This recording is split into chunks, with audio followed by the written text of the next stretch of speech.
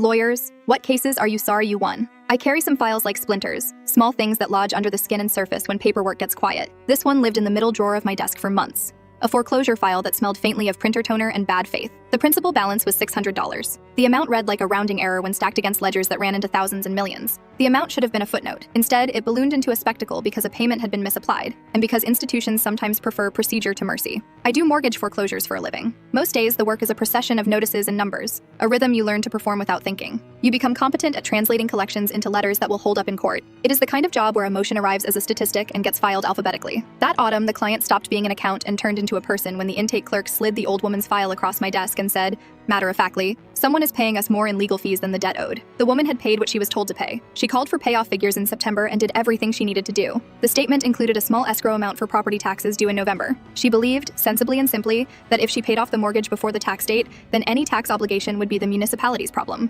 Someone in my client's accounting department moved part of her payment into the escrow account anyway.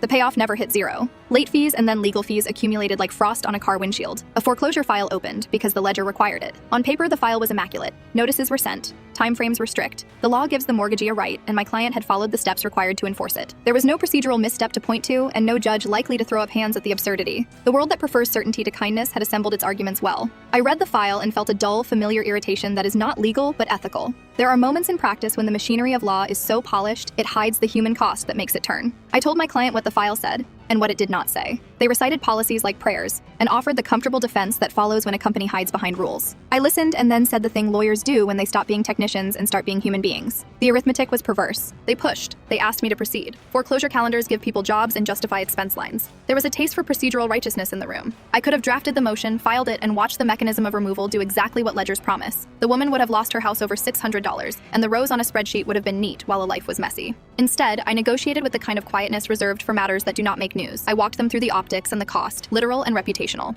I pointed at the ledger and then at the human detail that did not fit the columns. They argued legality. I argued that law and decency sometimes travel different roads, and that in this case, the roads should meet. It was not grand rhetoric. It was arithmetic of feeling. Eventually, they agreed to write off the remaining balance and to close the file. There was no announcement, no public fanfare, no moral victory lap. The woman never knew precisely why the machine had stopped. For months after, she called the office and left angry messages that began with profanity and ended with something like congratulations and goodbye. She thought she had beaten us. She had not. She had been spared something small and terrible by someone who chose to stop the weight of procedure from falling where it would break. The file remains a splinter I touch when nights are long and case lists are cruel. I keep a copy of the last statement in a folder and a voicemail I never delete. It is a quiet reminder that the difference between doing your job and doing what is humane is not always a law degree away. It is a choice that fits into a calendar and a ledger, and that sometimes turns a routine day into something like mercy.